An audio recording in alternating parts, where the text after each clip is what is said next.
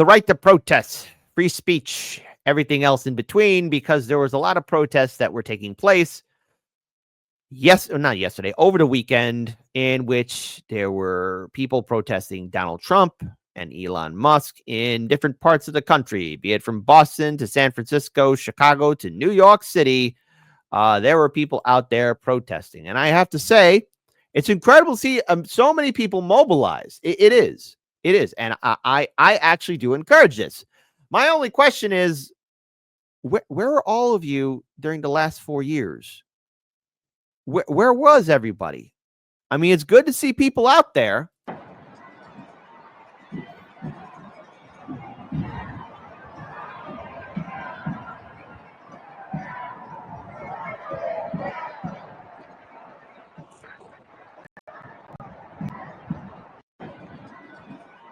Now, I'm all for this. Here's the thing. I'm all for the right to assemble, and I'm all for the right for free speech. And the way this administration right now is trying to go after college students or other protesters, I find it to be very, very questionable. Now, of course, we did talk about the Elon Musk Tesla protest, which again, look, Musk is not going to give a damn if you're protesting in front of his Tesla dealerships. But what I do want to know is, okay, everyone was able to mobilize and show up over the weekend. Is this going to be consistent? And overall, what's the plan? Because you got a lot of people there, and this is a time to mobilize. And especially in cities that are ballot initiative states, or cities that are in ballot initiative states, like take, for example, Chicago, this is where people need to start getting educated on, okay, here's how we could fight back. Okay, here's how we can rally. Okay, here's how we can actually do some good things. Take, for example, this is what was happening in Boston. Here's a live look at Boston, Massachusetts now as we check back in on one of our top stories, anti-Trump protests taking place across the country today after a tumultuous week, to say the least, on Wall Street and the economy. We want to point out, just a few minutes ago, we did show you a protest. We said it was Boston. It was not Boston. It was an unrelated protest, but apologies. What you are looking at right now is Boston, and I'm from there. I can recognize this. This is the plaza right outside of City Hall in downtown. Here's a live look at Boston. Now, I have a concern about this, and here's my concern that I see building up. Here's my concern that I see happening, and here's my concern that I know will come into fruition, and that is, how are the Democrats going to capitalize on this? Okay. There is a concern of the Democrats, and already I got an email from the Democrats. Trump's policies are tanking our economy. Yes, we know. As prices are rising, we're facing a slowing job market and fewer paychecks to go around. He and Elon Musk have spent the last few months dismantling key federal agencies, putting thousands of people out of work. Now Trump is floating the idea that he'll run a third term. Well, I don't know if he'll do that, especially the way the tariff war is playing out. But I would say to people right now, okay, Democrats, you're the opposition party. You don't have a majority in the Senate and House, and you don't have the office of presidency. So what comes next? Now, we know that AOC and Bernie did do that fight the oligarchy tour, but they were more than happy to be silent under the 4 years of the Biden-Harris administration. A lot of things did not fundamentally change under Biden and Harris as soon as Trump was done with his first term. And I think people are going to be suckered in on this and let their emotions and hatred or Trump derangement syndrome get the better of them. Because what are the Democrats going to offer? More of the same? If these protests were happening, especially during the Biden era, this would put pressure on Democrats, or either that really make them wonder, oh, okay, we're losing things. Because if people actually did show up to protests like this against Democrats, maybe things, I'm going to say this hypothetically, in my opinion, things would be different. But because Trump is who he is, because we have a hypercharged media, and because we have the Democrats who are able to capitalize on Trump derangement syndrome, I see people being shepherded into the DNC. So let's go ahead and pull up this video here. This is from Case Study QB. Be sure to follow him on all social media. More than 1,000 anti-Trump rallies are planned nationwide tomorrow. It is expected to be the largest single-day protest since he entered office. Security fencing has already popped up around the White House in response, and the president will be watching, not from the Oval Office, but as we said earlier, from Florida, where he has spent the last 2 days as the markets crashed. Of course, we will be covering it all weekend here on MSNBC. Steve, is there any chance, I can't even believe I'm saying this, but, we were talking about the great financial crisis. We could end up with sort of the second coming of Occupy Wall Street. Occupy Wall Street, which was born out of people so frustrated that the rich were getting rich, the poor were getting poor, and opportunity was lost. That sentiment feels like it's growing. Yeah, but the question to me is where does the energy aim itself and end up? Does it end up in the Democratic Party, or is there some other? I'm not sure the Democratic Party is the natural recipient at this moment for that energy. Well, because that energy. They'll try and push that energy in there. And of course, there'll be people in corporate media that'll do so. But in his showdown with on the PBD podcast, Sam Cedar did say, like, the Democrat Party doesn't have a face or leader. I mean, yes, you have Chucky Boy Schumer. It could be argued Hakeem Jeffries and maybe by proxy Nancy Pelosi. But these are not the leaders that a lot of progressives and independents want to flock to. And I know that there are some people in my audience who said that they did join the protest. Others, knew people who did. But this is not how you organize. I mean, it's one thing to protest, and I get it. Yes, there's going to be these massive protests, but what comes next? Because you could protest in downtown Chicago, and that's what happened on Saturday, and I actually happened to peek by it, check it out. But on the other hand, too, if it's just going to be in downtown or either that, you're going to go ahead and march at Trump Tower.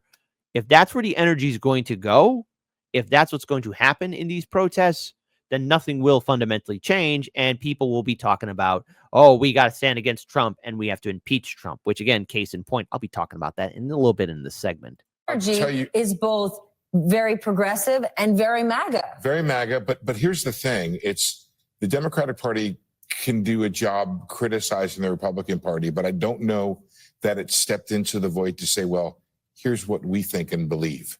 And we've talked about it here I've talked about it on the show. Donald Trump has stepped in my opinion, to several voids created by the Democratic Party.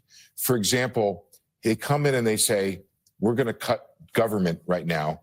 The Democrats never backed off from the deficit spending and from this idea of endless deficits. So Donald Trump comes in and he says, Doge, and we're just going to whack. And they have some public support on it. In fact, those numbers are pretty good for Donald Trump right now. He stepped in on Ukraine. Of course, I'm a huge supporter of what Ukraine's opposition to Russia. But the sense of the supporters of Ukraine was the war will go on forever. And so Donald Trump offers, I think, a false promise of ending the war, but he offers a promise of ending the war. So what I'm saying to you is, in order to be a recipient and a benefactor, a beneficiary of that energy, you have to define yourself and what you stand for, not just what you're against. Well, Donald Trump stands for any and all grievances. If you're pissed, I'm here for you. And that's what he does. I was the reddest of the red states. Is there anything in the near term? Is there anything we call Democrats, it a little slice of Texas? Little slice of Texas. Is there anything Democrats could do to change that? You could hear a pin drop, and also you heard a gear whirl. Could do to change that. That's his brain, maybe. Like, what to do? Let's do that again. In the near term, is there anything we call Democrats, it a little slice of Texas? Little slice of Texas. Is there anything Democrats could do to change that? Shutdown mode on the brain. No, I don't think so. Why? Because people are really, really angry about being looked down on and forgotten about and flown over. And what the hell? Let's just get rid of the Iowa caucuses. They're all a bunch of white crackers anyway that... Hey, watch the language there, Sonny. Nominated Barack Obama twice. And so that's a unique feature of Iowa. But there's a lot of resentment about the last 50 years of consolidation and decay, and that it's just. But why are Democrats only the ones blamed for that? Because while they're feeling forgotten, because you think Elon Musk is remembering aren't them? talking about it. It's an unmarketable brand in the Midwest. you Okay, I just want to interrupt, Art. It blew my mind that the Democrats this week were crowing about losing the House district in the 6th House district of Florida by 14 points. Okay, it was half of what Trump counted, but you're still not competitive. If you do every 2 years and you keep going from 30 to 14, you're at 7, then you're at 3.5. You may not win the district ever if you keep going down to 0, right? So let's see which party can ship out Mexicans faster. That's a great way to gain traction. Let's just see which party can ship out Venezuelans faster. But look at but hold on. Do you mean to tell me that the great state of Iowa can look at this administration packed with billionaires, the richest administration in presidential history, while we're cutting thousands and thousands of jobs? Because we're so dumb, we think we can have a gold toilet too. No. Here's the thing. You have to remember, on the 4 years of Biden and Kamala, nothing really changed. Things got progressively worse. People started to suffer. People started to really struggle. And in turn, remember, corporate media was more than happy to finger wag and talk down to people who are working class. In the Midwest, there's a lot of abandoned factories. In the Midwest, there's a lot of abandoned buildings. In the Midwest, there's a lot of abandoned towns. Midwest used to have a lot of industry. And I know, yes, even the South, even the North, even on the West Coast, East Coast, there's a lot of industries there too. But if we're talking about the Midwest, that's including Iowa, Illinois, Indiana, Michigan, Wisconsin, you name it, right? Minnesota. There's been a lot of industry here. And many of these states, which have been deemed flyover states, are struggling. They're on their own. All the businesses have been shipped overseas. And what have the Democrats offered? I mean, come on. NAFTA and all this free trade really came to fruition under one president. You know him, you love him, Bill Clinton. And we were told that everything was going to be A-okay and all of us would benefit from it. Yeah, trickle-down economics. Well, that's not rain that's falling on you. It's a liquid, but I got to be careful because don't want the YouTube guidelines to come after me. And we can't. Not everybody can have a gold toilet. But we think, if we get enough Trump bump checks, I can buy a gold toilet for myself. Well, that's what Donald Trump is saying. He's essentially saying everybody can be rich, right? That's what he's tweeting about. That's what he's talking about. I will say this, that I spent a lot of my time talking to Democratic grassroots groups, and many of them, frankly, were formed after Hillary Clinton lost. And there was this great surge. What can we do? We can do something. And when you talk to them in mid-November, probably at least until the end of January, they were struggling. Nobody wanted to do anything. Their members were staying home. They had their heads. They had lost their mojo. They think Donald Trump is giving it back to them.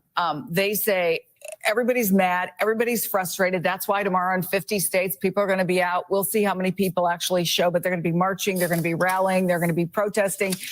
And there's a reality. The reality is they're looking at elections that aren't until next November. All right. Well, Sammy has the smartest comment. Unfortunately, we're going to get to hear it during. Great. So it all sounds great on paper, but here's the concern, right? U.S. Democrat calls for impeachment of Goliath Trump. U.S. Congressman Al Green has vowed to begin impeachment proceedings against President Donald Trump within 30 days, telling protesters in Washington Trump does not deserve to hold office. All right, as we explained before about impeachment. Yes, the House of Representatives can file for impeachment. Now, the Republicans control the House, which good luck for the impeachment to go through, which is probably something Democrats are going to run on in 2026. Spoiler alert. But also, here's the other issue. The Senate is the judge, and not the Senate isn't the judge, the Senate is the jury. And so you better believe that, oh, wait, the Democrats don't control the Senate as well. It's majority Republican. And J.D. Vance, being vice president, is the tie-breaking vote. So process of elimination, guess how that's going to play out. So that means the Democrats are going to be running hard for the House and Senate so that they can get at least majority or maybe supermajority in both chambers. And if this economy still keeps on tanking, if the tariff wars do not go into the miraculous favor that Trump wants it to go into, you better believe that Democrats are going to be running on that. You better believe that Democrats are going to be running on the fact that, yes, Trump did not get a successful ceasefire as it stands right now in Gaza or in Ukraine. And you better believe that, yes, they're going to be running on impeachment. That's where we're going. And I'm so sorry to bring this up. And you know what? Yeah, if this is what it's going to look like, this is the opening salvo for Democrats to be calling for impeachment, impeachment, impeachment, impeachment. Yes, one more time, impeachment, impeachment. So Green made remarks on Saturday during the hands-off rally, which protested against policies of Trump and his close ally, Elon Musk. Protesters accused the duo of an illegal power grab and demand an end to billionaire takeover and rampant corruption. Gee, Democrats, you guys do the same thing too. Speaking of protesters, Green claimed that Trump does not deserve to be the president of the United States of America. Well, he was elected not once but twice, and the people voted for him. The Democrat went on to accuse the U.S. leader of excessive control over the military, Justice Department, and Congress. Okay. We need a Senate that will convict him this time. I understand that he is a Goliath, but for every Goliath, there's a David. The Republicans will not break rank. I know that. Unless things get really bad, then yeah, they probably would, but I doubt it. The representative from Texas added, and I want you to know, Mr. President, this David is going to bring articles of impeachment against you within the next 30 days. Here we go. I'm coming for you. Green did not specify the charges or conduct that would be included in his impeachment resolution. In addition, Trump is highly unlikely to be removed from office through impeachment, given that Republicans control both the House of Representatives and the Senate, as I've stated before. Trump has been impeached twice before. In 2019, the House charged him with abuse of power and obstruction of Congress over allegations that he pressured Ukraine's Vladimir Zelensky to dig up political dirt on his rival, Joe Biden. In 2021, he was impeached again for incitement of insurrection during the riots at Capitol Hill. The Senate acquitted him both times. It is not the first time Green said he's wanted to impeach Trump during his second term. In February, he signaled he would explore the option after the U.S. president proposed the U.S. take over Gaza and develop the enclave into the Riviera of the Middle East after Palestinians are resettled elsewhere. That's what I'm worried about with these protests. That's what I'm concerned about with these protests. That's what I'm fearful about with these protests. All the while, we're being distracted. The impeachment and the protests can be that perfect distraction for everything to make sure that nothing fundamentally changes. And that's what happens when you have a corporate media that propagandizes people, when you have a corporate media that constantly incentivizes people to not think critically about their government, their institutions, or overall how we are being abused by the two-party neoliberal system. How many times have we seen Democrats lie? How many times have we seen Democrats say they're going to do something and not follow through? Now, unfortunately and regrettably, we have these protests that are happening. And while there are people showing up there in good faith, I fear that they're going to be hypnotized into saying, oh, well, we got to vote Democrat this time. No more independent, no more third party. We can't protest Democrats. We can't call them out. But as soon as Democrats get the majority, you know, I noticed they change their tone. They say, well, we can't do this. We can't do that. We'll try and fail. I'm hoping we stop this back and forth, the seesaw action, and people wake up. Prepare yourselves for stupidity in 2026. You heard it here first from Hard Lens Media.